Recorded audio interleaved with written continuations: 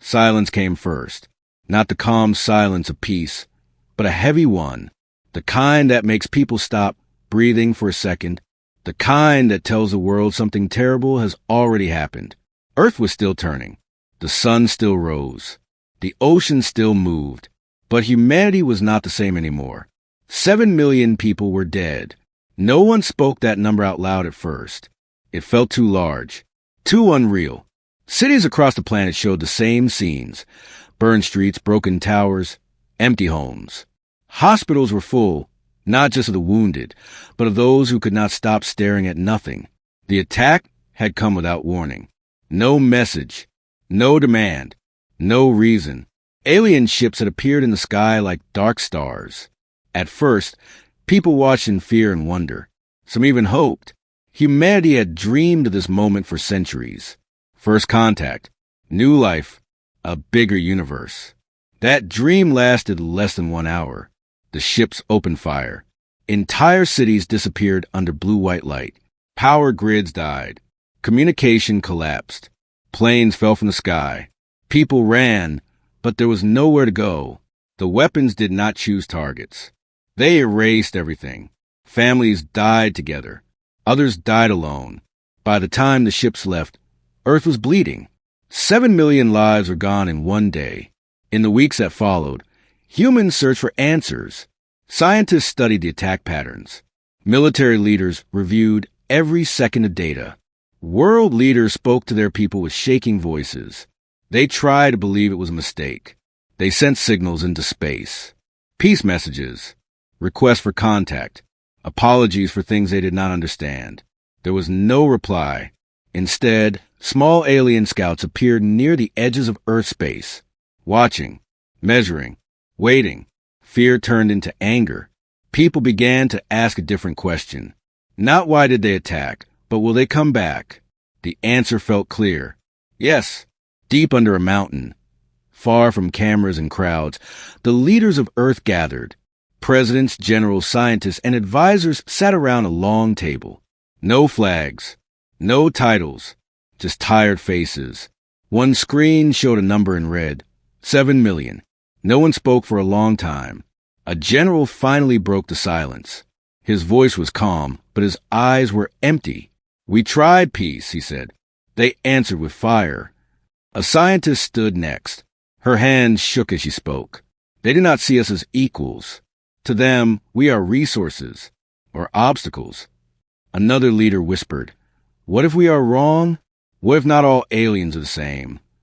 No one answered him, because everyone was thinking the same thing. What if they are? Images appeared on the screens. Children pulled from rubble. Entire neighborhoods turned to ash. A school with no walls left standing. 7 million reasons. A man at the end of the table stood up. He was old. His voice was quiet, but it carried weight. "Humanity has always wanted peace," he said. "But peace only works when both sides want it." He paused. "We showed kindness. We showed patience. It was taken as weakness." The room felt colder. "If aliens return," he continued, "they will not come to talk. They will come to finish the job." Someone asked, "So what do we do?"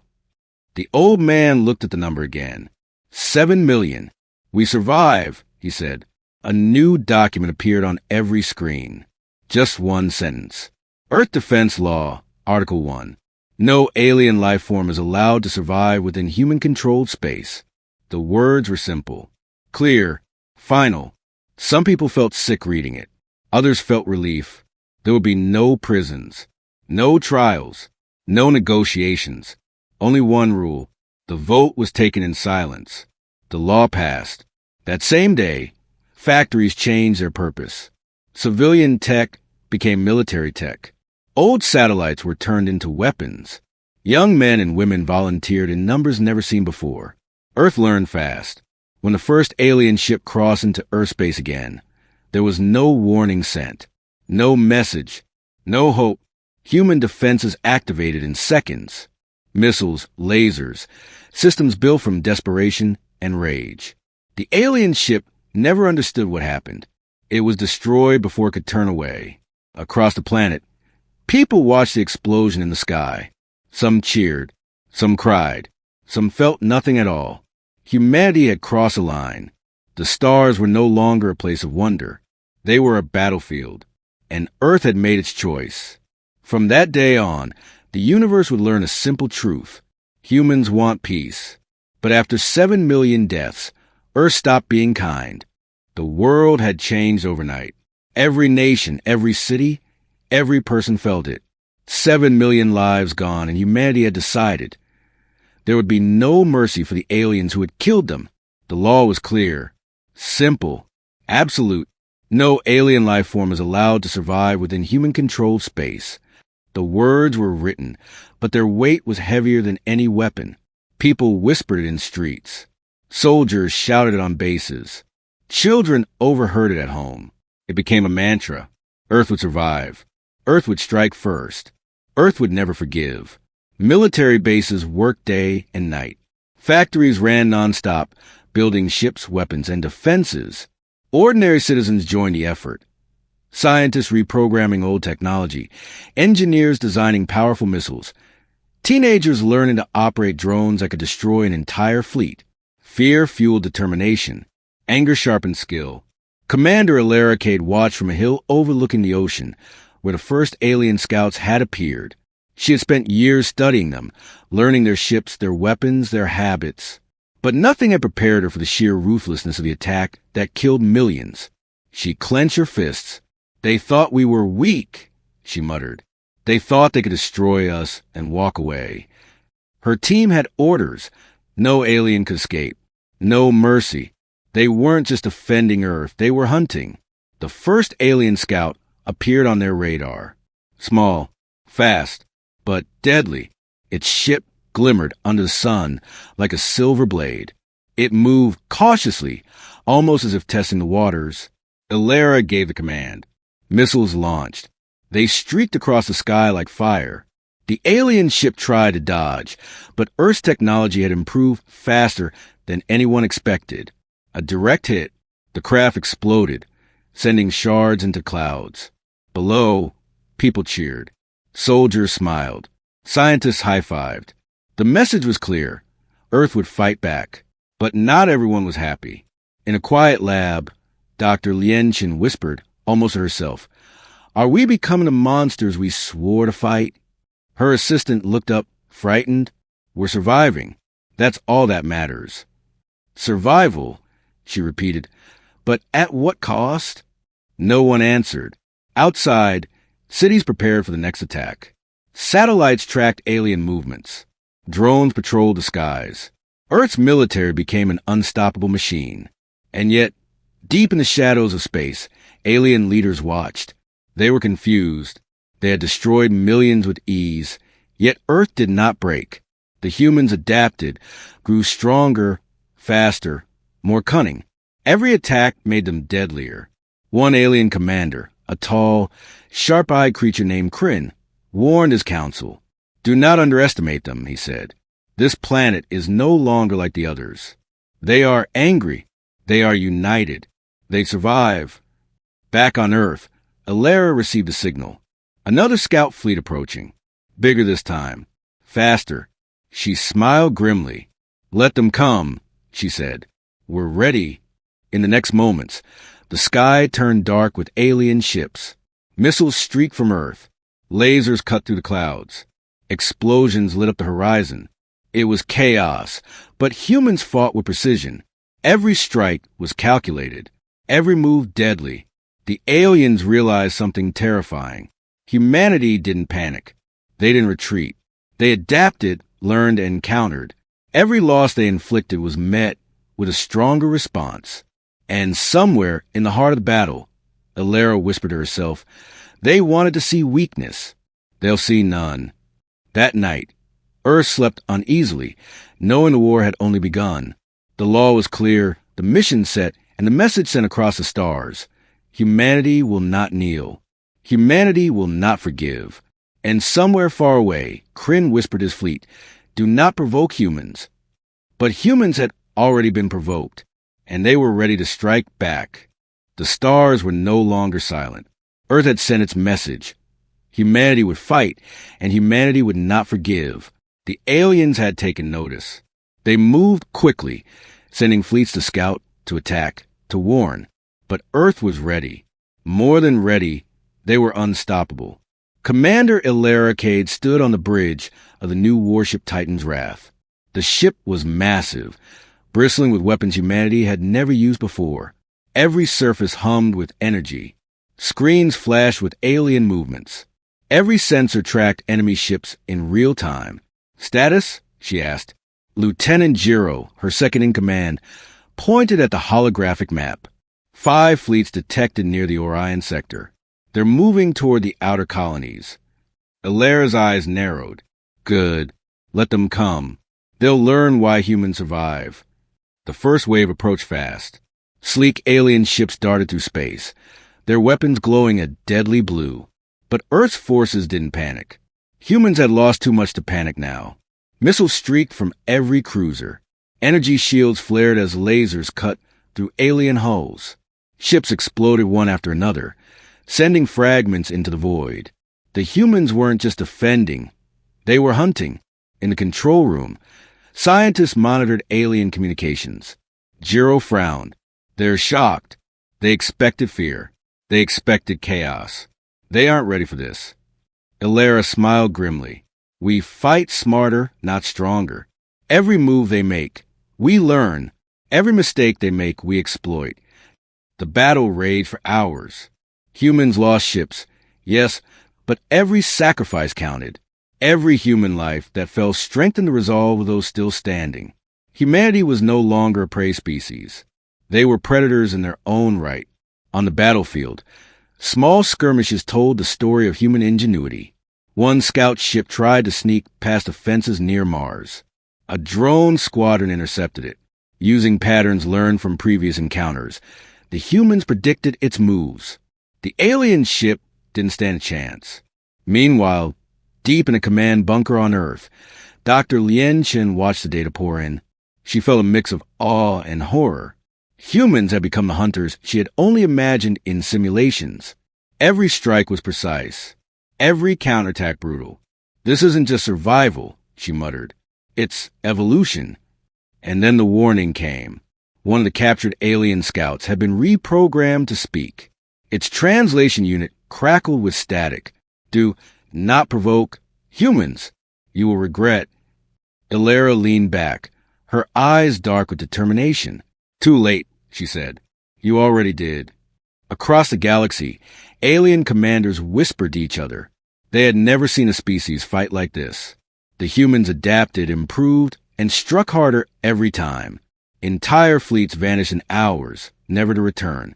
And yet, in the midst of all the destruction, the narrator's voice echoed in hidden places, reminding everyone what this was about. 7 million humans had died. Every city burned. Every life stolen. And humans remembered. Somewhere on the surface of a ruined city, survivors watched the sky. Rockets blazed, missiles fell, ships collided. Yet there was hope. Humanity had risen from ashes, ready to reclaim its place in the universe. Elara's final words to her crew before the next wave struck. We are not victims. We are not weak. We are humans, and we refuse to die quietly. The first major victory was complete, but the war was far from over. Somewhere far away, Kryn, the alien commander, stared at the holographic map. His voice trembled slightly. They learned too fast. And they remember. That night, Earth did not sleep.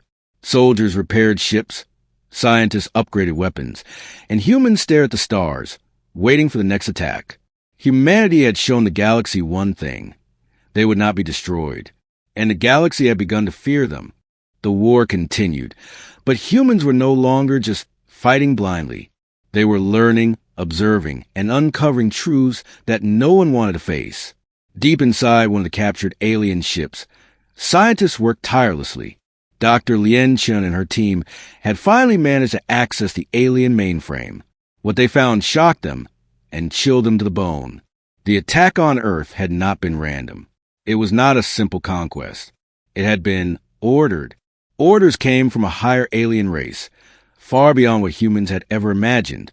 A race that considered Earth an obstacle, a resource, something to be removed from their path. 7 million human lives have been lost because the aliens had followed instructions, obeying commands without question. Dr. Chen stared at the data. It wasn't personal, she whispered. They were told to destroy us, like we're ants. Elara Kade, who had been observing, clenched her fists. They didn't see us as humans. They saw us as expendable. That will never happen again. But not everyone agreed. Some scientists, some soldiers, began to ask questions that gnawed at their conscience. What if some aliens weren't part of this? One young officer asked. What if some of them didn't want to kill? Elara turned to him, eyes sharp. Doesn't matter. They followed orders. They carried weapons. They killed 7 million of our people. The law is the law. No alien can survive. Even as the humans debated morality, the truth spread through the ranks. The aliens themselves were not always cruel by nature. Many had families, homes, lives of their own. They were bound by command, by fear their own rulers. Dr. Chen felt a pang in her heart. Are we any different from them? She asked softly. The question went unanswered. Outside, Earth's forces prepared for the next strike. Humanity had no time for doubt, no room for hesitation. Survival came first. Meanwhile, in the depths of space, Kryn, the alien commander, relayed the information back to his superiors. They know the truth, he said. They see the orders, but they will not stop. Humans are relentless. Back on Earth, Elara made a decision. The war would continue, but humans would learn, adapt, and strike harder. The knowledge of the alien hierarchy became a weapon in itself. By understanding their enemies, humans could anticipate, counter, and dominate. Yet, in quiet moments, some soldiers could not forget the innocent faces they had destroyed. They had become hunters. Yes, but hunters of a species that sometimes had no choice. Dr. Chen wrote in her journal, "We fight to survive, to avenge, to protect. But every act of vengeance carries a cost. Every victory leaves a shadow. We must remember who we are, even as we destroy the world that tried to destroy us." That night, the Earth Council convened. Leaders discussed strategies, not morals. They knew the war was far from over. Alien fleets were regrouping. The galaxy watched, waiting to see if humanity would break or continue its relentless march. Elara stood by the window of the council room, looking at the stars. They thought killing millions would scare us, she said. It did not. It only made us stronger, smarter, faster. Dr. Chen placed a hand on her shoulder. But at what cost? Elara did not answer. Outside, missiles streaked across the sky. Satellites adjusted their orbits, and Earth prepared for another day of war. One thing was certain. Humans had learned the truth about the slaughter, and they would never forget. Far across the galaxy, Kryn whispered, almost in fear. These humans, they are not like any species we have ever seen. They do not forgive. They do not forget. They adapt and they strike. The war was no longer just about survival. It was about proving who ruled in this part of the universe. And humanity would not lose. Word of humanity's resilience traveled faster than any missile. The alien empires that once considered Earth weak now whispered the same word in fear. Dangerous. Kryn's warning had spread across alien colonies like fire in dry grass. Entire councils convened not to plan attacks, but to discuss a species that did not yield, did not beg, and did not retreat. Humans had become a storm the galaxy could not ignore. On a distant outpost, alien diplomats spoke in hushed tones. They destroy our fleets as easily as we breathe, one said. They learn too fast, another whispered. They remember every attack, every loss. They adapt, and they strike harder. The humans had no idea their reputation had grown beyond the stars. All they knew was survival. All they knew was vengeance. Commander Elara Kade stood on the bridge of the Titan's Wrath, watching alien fleets approach the outer colonies. The stars were filled with fire and smoke as humans struck first, hitting supply ships, communication satellites, and fleet carriers. Every strike was precise, calculated, designed to cripple, not just to destroy. Lieutenant Jiro watched the radar. They're retreating faster than expected.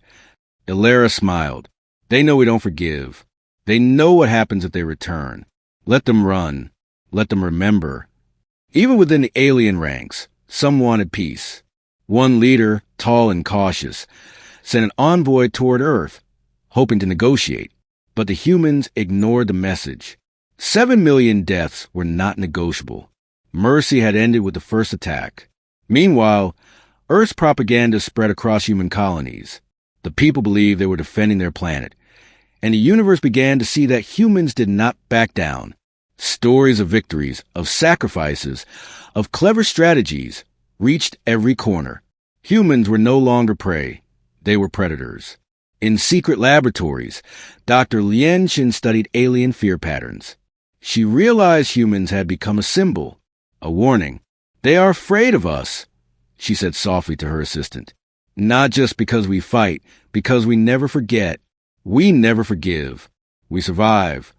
Elara heard her and nodded. Let them fear. Let them run. We do not chase for glory.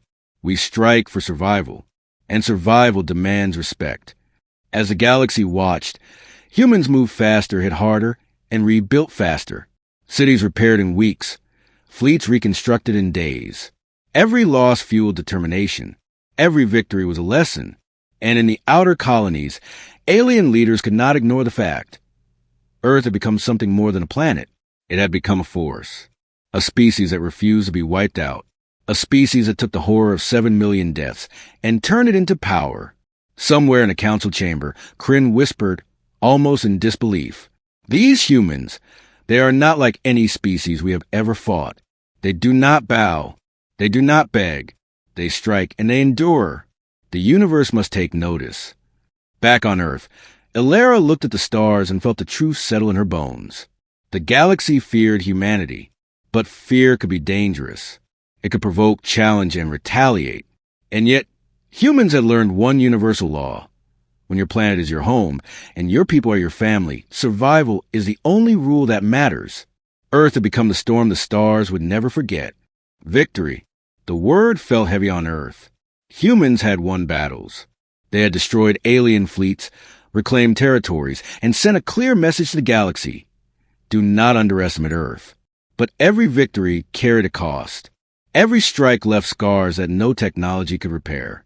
In the ruins of what was once a thriving city, soldiers walked among debris, carrying the wounded, burying the dead. The streets smelled of smoke and metal. Children, too young to understand war, stared silently at empty spaces where homes and families had stood. Commander Elara Kade returned from the front lines, her uniform scorched, her hands calloused. She had led hundreds of successful missions, yet each one left her hollow inside. She had killed, ordered killings, watched people die, both human and alien. The law of survival was absolute, but her heart questioned every act. Dr. Lianchen walked beside her, carrying data tablets filled with battlefield reports. "We've won," she said softly. "But at what cost? How many of our own are gone?" Elara's eyes were fixed on the horizon. "We survived. That's the cost we pay. We cannot allow ourselves to forget, or the deaths were meaningless." Yet, not all could accept that. Soldiers in barracks whispered in corners about nightmares, about screams they could not erase, about children they could not save. Some woke screaming in the night, haunted by the faces of those they had lost. The survivors felt the weight of 7 million deaths all over again, not just the ones killed by aliens, but by the war humans now wage in return. In a small makeshift shelter, a child tugged at her mother's sleeve. "Why do we keep killing?" she asked. The question echoed in every room, every bunker, every human heart. No one had a proper answer. Some whispered, some stayed silent. Others repeated the mantra they had been told since the law was passed. For survival, for revenge, for Earth. Even as the humans repaired their cities and rebuilt fleets, there was no joy. Every victory felt hollow. The universe knew to fear Earth, but the humans themselves carried an inner fear. The fear that in becoming monsters to survive, they might lose what made them human. Elara stood on a hill overlooking a damaged city, watching the sunset turn the sky blood red. "We fight to survive," she said almost to herself. but we are losing ourselves in the process. Dr. Chen placed a hand on her shoulder. It's hard to remember humanity in the middle of war, but we must, or all of our victories, become nothing but ashes. The council gathered again, debating strategies for the next alien attack. Military victories had made them confident, but Dr. Chen warned that emotional fatigue and moral uncertainty could weaken them from within. Even as Earth strengthened its defenses and improved its technology, the people understood one bitter truth. Survival demanded sacrifice, but the cost was more than lives. It was their hearts, their minds, and perhaps their innocence. And somewhere, far beyond the stars, alien commanders noted the change. They saw humans not just as unstoppable fighters, but as a species deeply scarred by hate and loss, capable of unspeakable endurance and cruelty. The galaxy feared them, but Earth feared itself even more. Night fell over the planet. Fires burned in distant cities, and satellites continued to track enemy movements. Humans slept fitfully, haunted by memories, victories, and the shadow of 7 million deaths. And yet, despite everything, one truth remained. Earth would survive, no matter the cost. The stars waited, watching. The next battle loomed, and humans prepared once more, knowing that victory always came a price, and that the cost of hate could shape the soul of a species forever. The galaxy had grown silent, but it was not calm. Earth's warnings had been clear. Any alien fleet entering human space will be met with annihilation. Yet the enemy had gathered again, bolder, larger, and more desperate than ever. This was no longer a series of skirmishes. It was a final reckoning. Commander Elara Kade stood on the bridge of the Titan's Wrath, her hands gripping the console. Every sensor screamed the same warning. Fleets approaching from every direction, faster than any previous battle. The outer colonies were under threat. Human lives were on the line, and the stakes had never been higher. "Report," she barked. Lieutenant Jiro's voice was calm, but tense. "They're larger than expected. The enemy has combined forces from 5 sectors.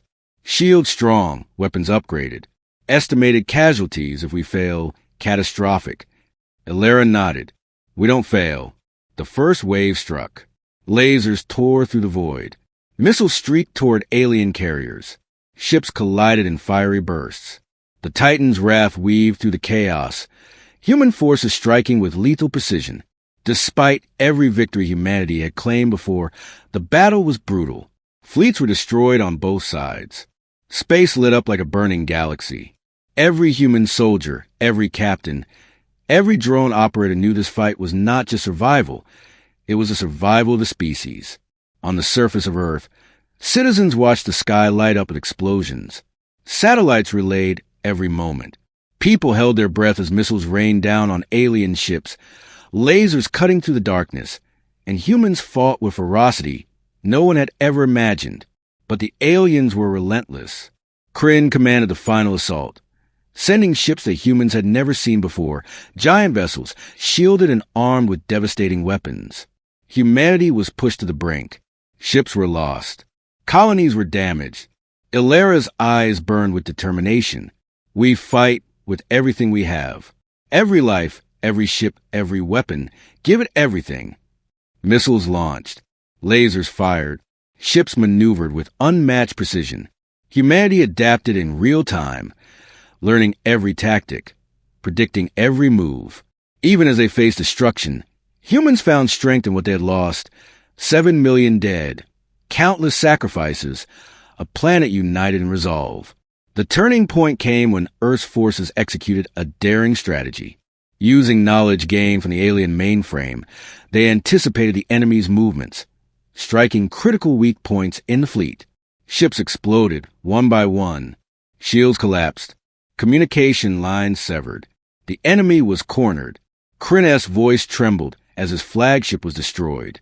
Impossible, they learned too fast. Elara's voice rang through the bridge. "We are human. We survive. And we never forget." The final alien vessels fell.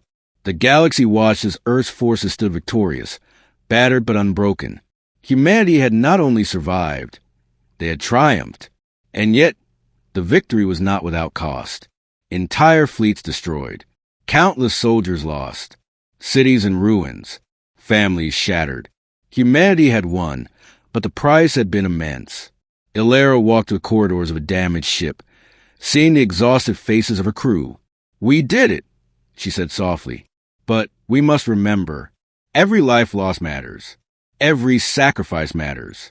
We fight, yes, but we must never forget who we are." The galaxy learned a lesson that day. Humans were not a species to be underestimated. They were survivors, fighters, hunters when necessary, and united beyond anything the universe had ever known. Far away, among the remnants of the alien fleets, whispers spread. These humans, they do not yield. They do not forgive. They do not fear. We underestimated them at our own peril. Back on Earth, the planet looked quiet under the night sky. Stars twinkled, but Earth had changed forever. Humanity had proven its strength, its intelligence, and its unbreakable will.